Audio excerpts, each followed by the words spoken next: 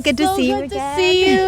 Welcome back to our episode number 2. How exciting. Yes. Oh my God. I hope they had fun in the last episode. Oh, yes. I hope they learned a lot. Yeah. Yeah. And it is the season. I as know. They We're say. still in the holiday season, which is a really great time to give holiday season advice. So, Yes. And speaking of advice, Yes.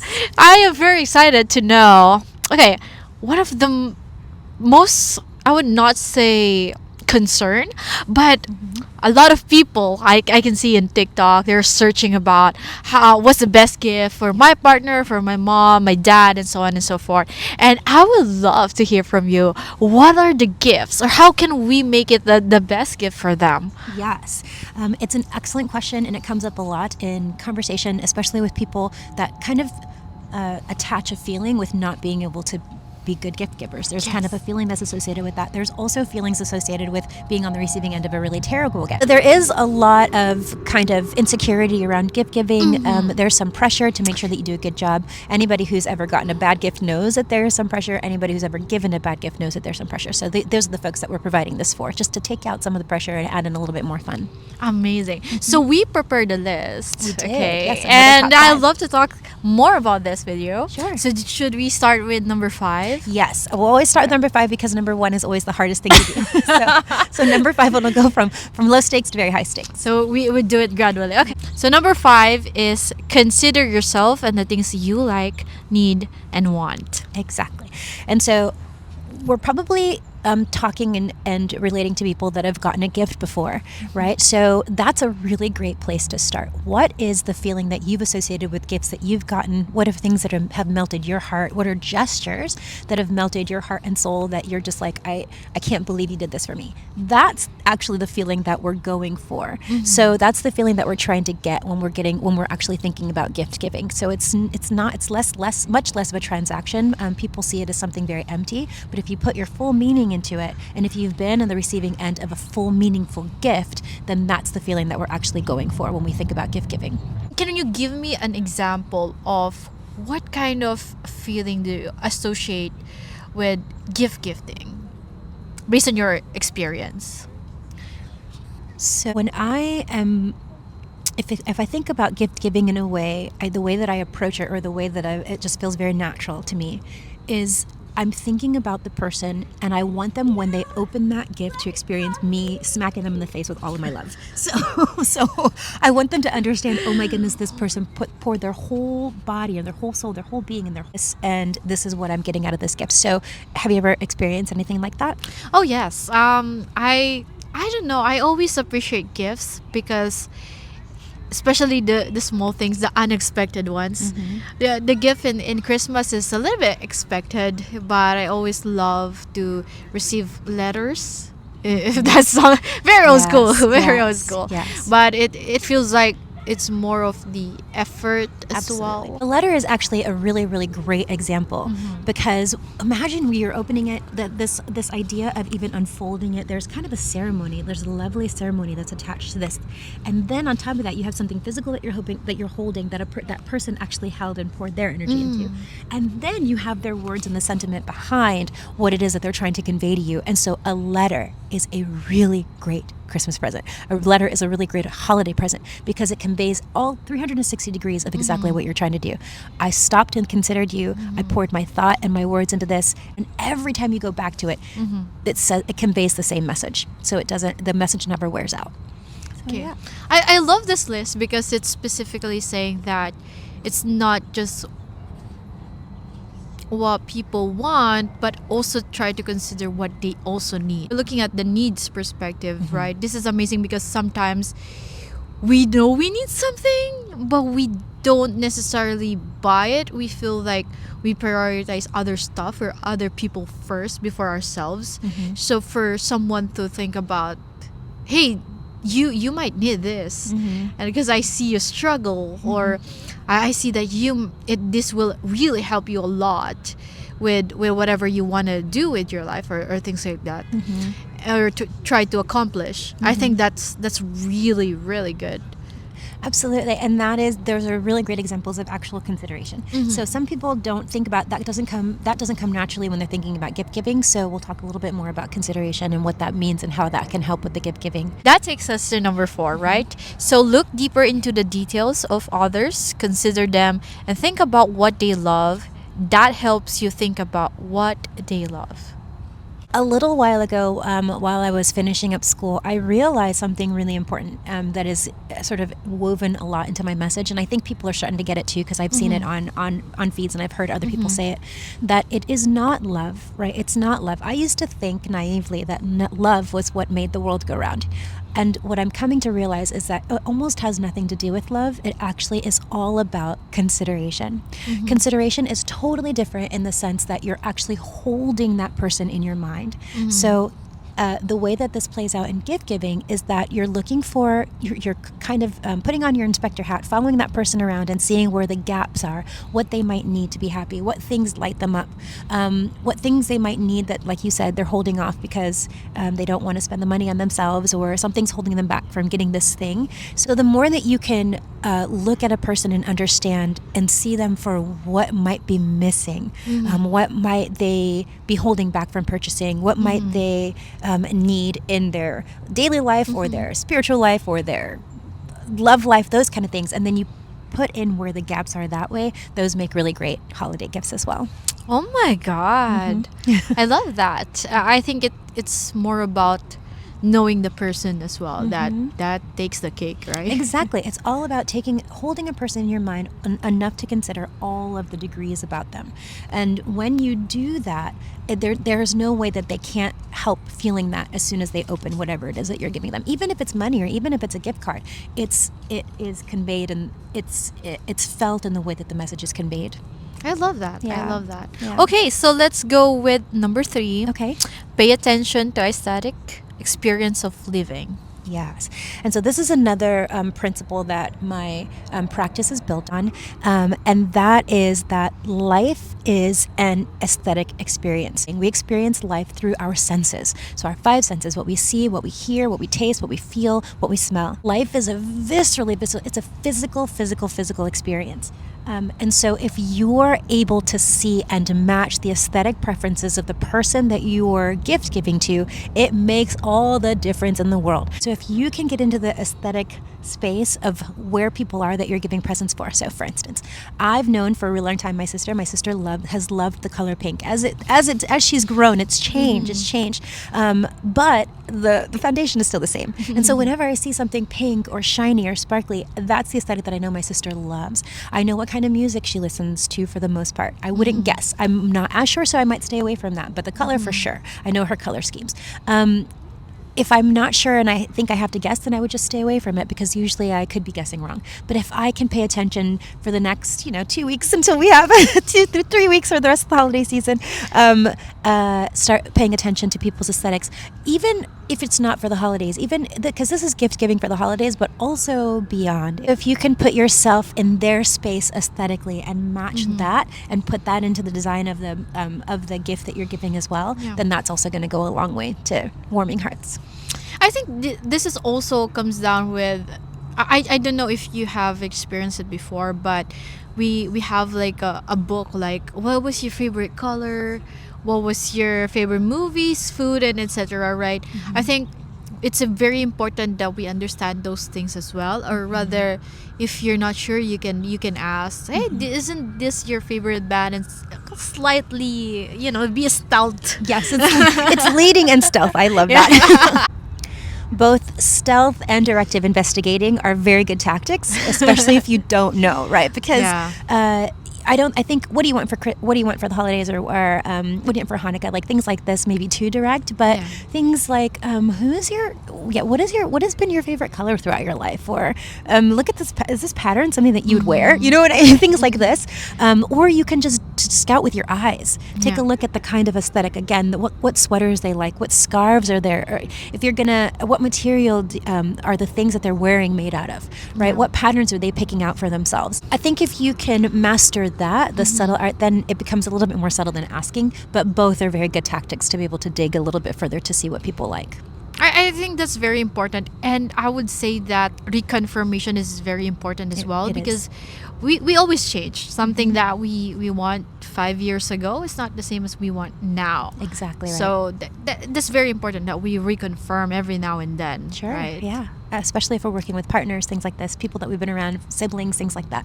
People that we've been around for a long time that we hold a certain expectation of what they might like, and yes, that definitely may have changed in time. Yeah, that's perfect. So let's go with number 2. Number wow. 2, okay. So beware of thoughtful, considerate. Ask what could be burdensome. This is a concept that is very, very near and dear to my heart. So the thoughtful, inconsiderate is a term that I used a long time ago to describe something that when I'd being with a personality that I just could not understand, because the person's gestures were so thoughtful, but they made me feel so terrible. So, for instance, it was more recently that I experienced this, that I was having a gathering in my home, and we had talked about before that I don't drink alcohol and all this kind of stuff. It's one of the first things that I mentioned because for some reason it comes up.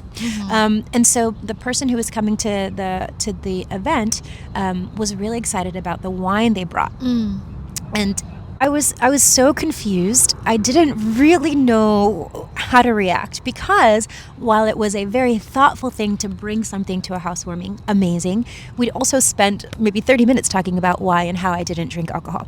And so I felt completely unseen in that unexpectedly. And so you receive this great gift, right? But it's like they didn't consider you at all. So it would be the same thing as maybe getting a bouquet of flowers, knowing that somebody has allergies, but you get them flowers anyways, and they're allergic to flowers. And so it's a very thoughtful thing where, yes, you thought about the person, you thought about getting them something, but then that's where the thought ended. There was no and how is this going to be experienced at the other end? Another example of this is when I lived abroad, and I was only going to be abroad for a short amount of time, but somebody who came to visit me brought me gifts from the bottom of their soul, but they were like heavy, cumbersome, really like, oh goodness. So then I was almost a burden to have those gifts because then I had to find a way to get them back to the United States. This also comes to play. So my favorite one of these examples, it also comes to play with generational things. So a really excited child of older parents would be super excited that they are successful and they want to show their love to the parents that raised them by giving them the most up-to-date technology. And that's a really cool gift, except for consider who you're giving to it. And then it comes with no instructions. And so it becomes like this crazy like fear thing that, oh my goodness, my son just got me the best entertainment system, but I don't even know how to turn it on. And so there's a fear that is associated with that gift and a worry that then when they receive the gift, they might be put off even to the point where they have a physical reaction to it, and then you get hurt because you're not sure why they don't appreciate your gift more. And the reason why it's not appreciated is because the feeling that comes, the consideration that comes on the other end was not thought of at all, was not put into the picture at all, and that is experienced as heartbreak, right? It's experienced as disappointment, right? So have you forgotten a gift that was disappointing for you? Oh, yeah, I did. But I think at some point I've learned that not everyone is willing to consider it from the end to finish, right? I mean, from the start to finish. So I think that's important, that sometimes you just have to take it and receive it and be thankful, and that's it. Sometimes, Yeah. Even if it hurts your feelings. yes, because I feel that the intention was there, and I'm happy for it, and I will be like, oh, okay, well, and then and I don't think that I would like to hurt their feelings more, so I would be just like, okay, thank you so much, I love it. And you see how small her thank you was, and that's what we're trying to avoid. Okay, so Oh my then God. clearly, even as you're just retelling it, your thank you changes. It goes inward and it feels small. That's again something that you want to look out for. You're trying to avoid. So you can give a bad gift, but it's going to make a person feel exactly like what's experienced here. So thank you for that. Yeah. Yeah. All right. Okay. So let's go to number 1. Yeah, takes us to number 1. Wow. Beautifully, yeah. Okay. So undig your heels and say you may have a point there. Oh my goodness, the gift of the words. You're absolutely right. This, in this day and age, and I'm learning this and I'm uncovering it, because the more I dig into this idea of being right, the need, the desire to be right, the more that the younger it goes. So our sense of justice, right? Our sense of justice is with us almost from birth. Like if you take a toy away from a 3-year-old or a 2-year-old or even an 18-month-year-old, you're gonna feel it. They're gonna feel it viscerally too. And I'm trying to understand. I'm close to understanding that has to do with this sense of justice, right? A sense of justice, injustice. Tattling is another version of that, where siblings will definitely come and tattle, rat each other out, for this sense of what I am, like I said, coming to figure out is justice. And so we grow up. We start with it in a really young age. This sense of this trigger sensitivity happens to us younger and younger, and I think we're almost born with this like sense. But then we talked about it in the last episode, where we spend the rest of our lives trying to hear that we're right. We're trying to hear the words we're right. And in this day and age, we just don't give it. We don't give it enough. So the best gift that you can give this year to especially the older generations, the grandparents but the parents are in a really strange cohort, because they're usually they bear the brunt of all of the blame, right? A parent bears the brunt of all the blame. So for the holidays, just get them a break from that. That would be a change. That would be a lovely change. Yeah. Just instead of digging into your heels and being like, you're wrong about your thoughts, you're wrong about your politics. And we don't say it outright, but we say it in an argument. We use the but. We almost don't say but. We just say what the contrarian point is. So maybe try to be a little bit less of a contrarian this holiday season. If you can undig your heels and give in and let go of kind of that ego thing that you're holding on to, that need to be right, and just give the gift of letting the other person be right, then I think that's probably the best, most lesson. And then if you can practice doing it over and over and over again and listening. So if you can't, a dog fight. So if you can't concede, if you can't fight, if you really just are, it comes down to just you're arguing against your core values, then find a different way. Be like, this food that you made is delicious. That story, can you tell me that story again about that thing that was meaningful for you? And give them those experiences. Get those experiences, similar to last conversation. But I think this holiday season, to give you peace, to give them peace, that is. It's so rare and it's so needed in this day and age as we move into 2026. This is also the same discipline and principle with improv, right? You will not disagree with the person, but you will have to start with yes and then you have to continue. You don't necessarily have to say something that contrary on that person's belief and perspective, but you acknowledge it and more, right? I think that's one of the key things that they're doing in improv. In improv, yes. So the exercise where you say yes and do you agree with them? And yes, and just be careful that your yes and is not a yes but. Exactly. Your yes and really is an and. Oh yeah, and you're right. And then they did this and this and this, and instead of arguing your point again. I think that the goal is just not to argue. I think it's much easier to go into a household nowadays and just argue every single thing that you think is it. Just pick and criticize and ridicule. I think this has become our standard setting, and so to lift that is a gift that we can give ourselves, because it puts us in angst. It kind of gets us out of regulation, right? It gets us dysregulated, and so we want to come back into being. I'm putting peace into the situation. I'm letting go of my ego, and I'm putting I'm giving myself the power and the permission to give you the peace.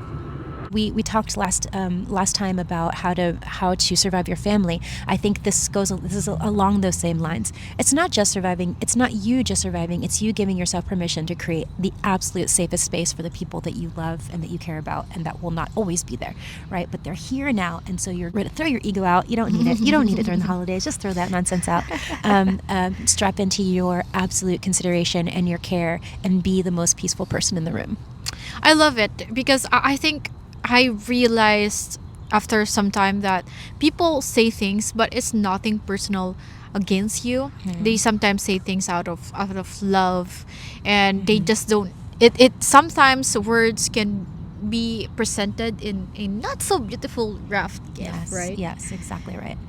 But the intention is always there. You just have to read through the lines as you know people. Yes, yes. People are always conveying to you what their absolute feeling is underneath what they're actually saying. And I think based on this conversation, now I know that I will probably give you a gift through letters, because I've heard you earlier said that you like letters. Yes, I think wrapping up on that note, that the people that don't get love letters enough. So think about the people that you think, oh my goodness, this person hasn't gotten a love letter in ages, and it's not a card. It's actually something different. It goes beyond, and it should. The emphasis of the letter is in everything that person, every way that person has made you feel grateful about them, and then you put that into the letter. Think of your dad, your parents. Again, parents, they do all these things for the holidays, and they get very few accolades. And so your mom, your dad, love letters to siblings, things like this, that something that is not necessarily thought of. Stick a little love letter inside the gift card. If you're not somebody that wants to give gifts, think about giving experiences instead. Take somebody for a walk, give them a coupon that does that with a little love letter inside. Coupons are definitely a very good alternative way to having to spend money during the holidays, which money can definitely be tight.